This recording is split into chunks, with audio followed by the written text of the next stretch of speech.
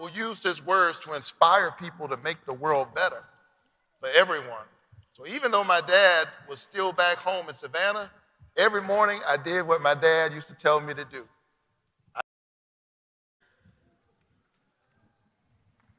Recognize that pulpit? That's you right there. Yeah. That actually does look Yeah, like you.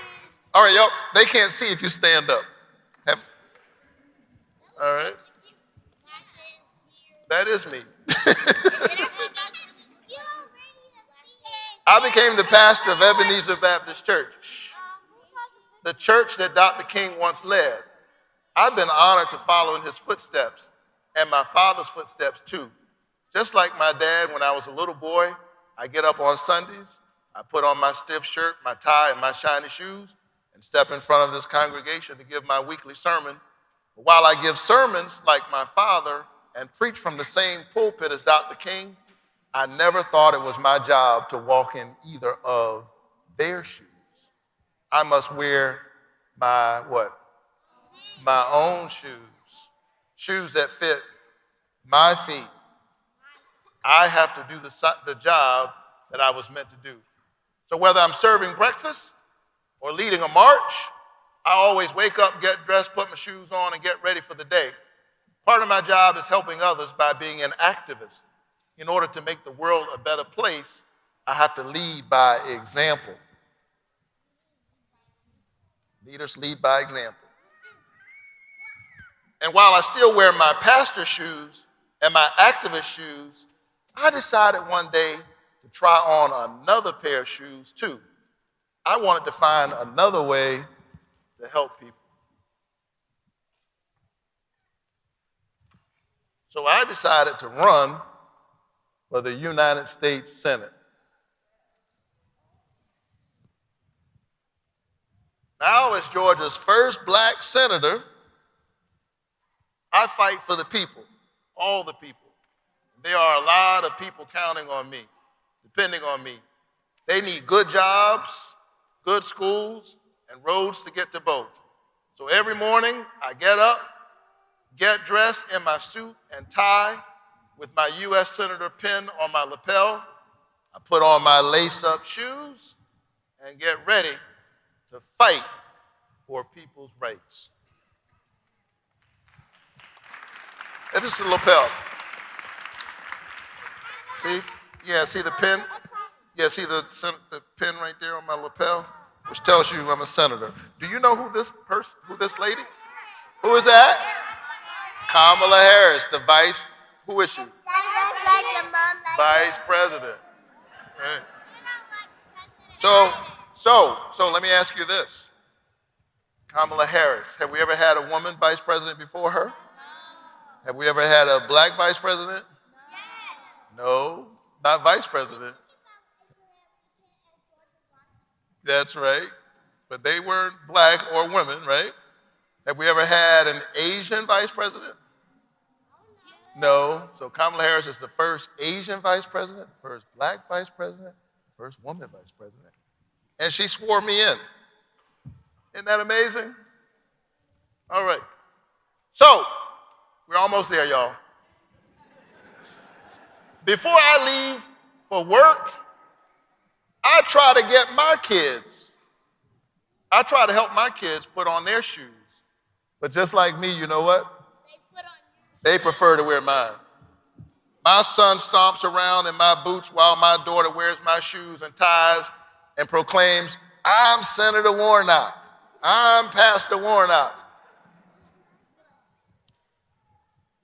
I let them flop around for a while, but they never get far in my shoes. Once playtime is over, I help them put on their own shoes, shoes made to fit their feet. And I tell them, just like my dad told me, you have to put on shoes that fit your feet, shoes for the job you're meant to do. And that's what I tell all the young people I meet. No matter who you are, where you come from, or what you want to do, there's a job right for you. So it's time, let's say it, to get up, get dressed, put your shoes on, and get ready. Thank you so much. Thank you.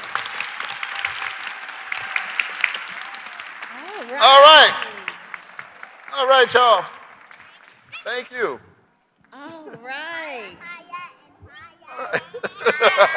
Oh, you a trickster. All right, so Pastor, we're going to have you to stay seated. Children, you all can go back to your seats. All right. Was that a great book? Thank you. Thank you, sweetheart. You got your book? All right. All right. All right. Can we give it up for our amazing children?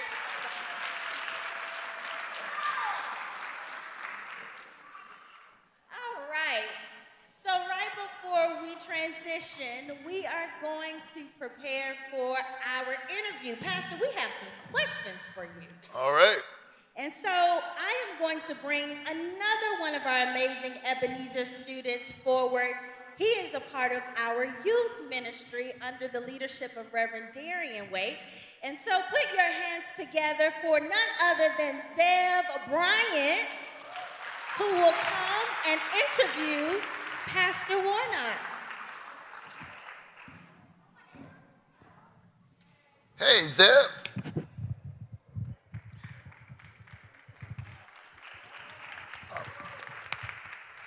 Zeb, I used to have hair like yours. So look at your future.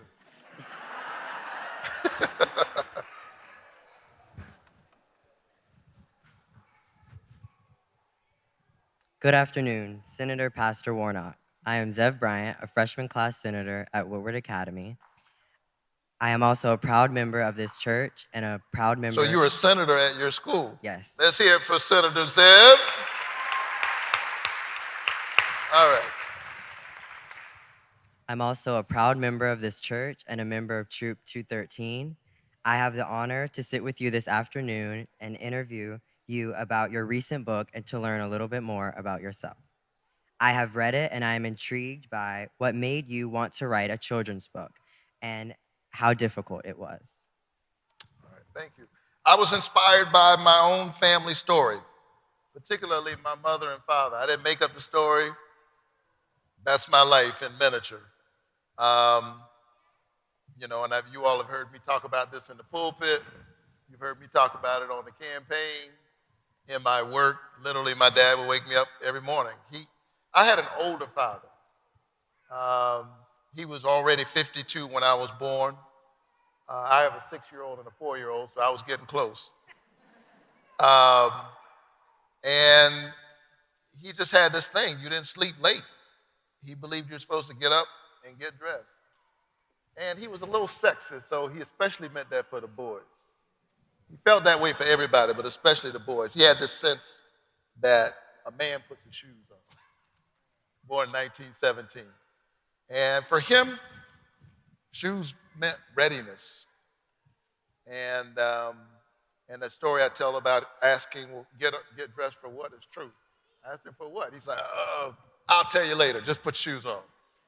So I was inspired by my parents. And then now that I'm a father, the question was, how can I teach basic life lessons to my own children? And so this book. So my next question is, why is the phrase, put your shoes on and get ready, so important to you? I think it meant two things. And, you know, when your parents are talking to you as a little kid, you don't get it. You get it later. And then, you know, I think for my dad, shoes represented a couple of things. One, preparation. You know, just be ready. He meant it for whatever it is. Just be ready. So do your homework. Learn the lessons. Read the books. Work on the math problems every single day. Learn the languages. Just be ready. It makes you a well-rounded person. And embrace the arts too, not just, the visual arts, the dance, the music. And all of that just makes you a better and more well-rounded person for whatever life sends your way. So I think the shoes for him meant preparation. And then also I think, and I try to convey this in this book, it also meant a sense of purpose. That there are shoes that fit my feet. So you saw me, that again, true. My brothers were the athletes. I had a brother who was a great football player, a good football player. And he wasn't all that great. He was all right. And pretty good. And then I've got, other brothers they were better athletes than me. But those shoes weren't for me. And I had, so my brother played football. I played in the band. So I had to find shoes that fit my feet. So shoes are about preparation and they're about purpose. And I think that's what it meant for my dad. And I laugh at myself because I literally have heard myself running around the house, particularly in the last few days, saying to Chloe and Caleb, put your shoes on, get ready. How many of you ever stumbled parents and you were embarrassed at how much you sounded like your daddy or your mama? Yeah. On a lighter note, how would you describe your perfect day? A perfect day? Oh, well, that's a deep. This is a perfect day for me. It really is. What can be better than this? We had a wonderful day at worship this morning. How many of you were in worship? Wow. Incredible worship this morning all the way around. And then now I'm here with you, sharing this book with our children. For me, today's a perfect day.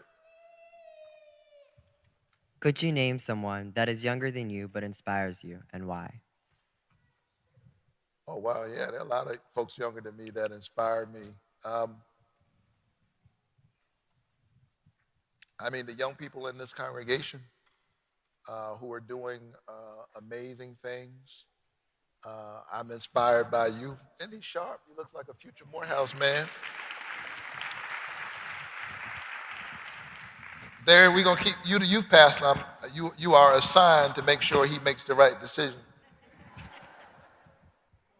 He's going to be all right. But his brother's at Morehouse, and I'm proud of you. Seriously, I'm proud of you and how well you're doing in school. I'm proud of your brother, Zach, who literally saved the kid's life a few years ago. You all remember that? Some of for our visitors, our Boy Scouts were out whitewater rafting, and this kid literally fell out of the boat and was drowning. And Zach, one of our Boy Scouts, while staying in the raft, somehow made their way to these other kids' raft and pulled the kid out of the water. And he's received all kind of awards, and now he's a junior at Morehouse College. I'm proud of him. Proud of so many of the young people in our church. And then we've had amazing people come through here. Malala came here and stood one Sunday. I am in awe of Malala, who has faced down misogyny and sexism in a place where girls aren't supposed to learn. I think she may still be, she's certainly one of the youngest Nobel laureates. And I'm inspired by so many people. I'm inspired by the young people who continue to stand up in this moment, stand up against gun violence, standing up against police brutality. When the terrible George Floyd thing happened, I was inspired by this multiracial coalition of conscience marching out into American streets saying we can do better than this. And I thought about it because the first time I got arrested, and I've gotten arrested a few times, but let's be clear, each time it was an act of civil disobedience. But the first time I got arrested, I was a young seminary student at Union Theological Seminary protesting police brutality. And I was struck by the fact that was in 1999, and the kids who are out in the street now, sadly, were still fighting the same fight. But what was inspiring was they weren't even alive when I was getting arrested in New York City protesting what happened with Amadou Diallo, some of you will remember. And yet they were standing up.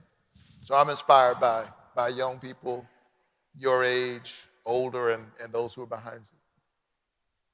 Thank you. My last question is, if you could tell your younger self one thing, what would it be and why? If I could tell my younger self something, what would it be and why? I would tell my younger son, my younger self, that it all works out. It works out. Like, do the work, be disciplined, but it works out. It works out. And so don't have too much anxiety about your place in the world. You'll find your place. You'll find the shoes that fit your feet. But just stay on the path. I tell my younger self, as I was trying to figure out how to pay the tuition to get through school, that people, if you show up and you're faithful along the way, the Lord will send angels to help you. And you'll get there. So put your shoes on, get dressed, get ready. All right, that's it. Thank you. Thanks, everybody.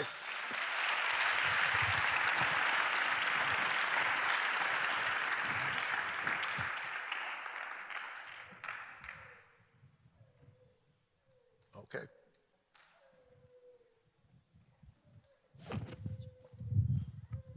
Okay, everybody, was that not awesome or what? Yes. Okay, so the fun is just beginning. So, by a show of hands, how many people plan on purchasing a book today? Awesome! Woo, woo! Okay, so what I need you to do, ma'am and sirs, we have some fun, some refreshments, awesome stuff going on in the back for you. If you could begin to form a line over here, we're going to usher you to the back. We need a single file line. And if you can just hold till I get there, I promise you will get there when you need to get there. So if you can just hold at this back door, a single form line. You're going to listen up as you're walking. When you enter the banquet hall, you're going to purchase your book, then take a picture with Pastor, and then go and enjoy the refreshments. This line is only for those that are purchasing their book today.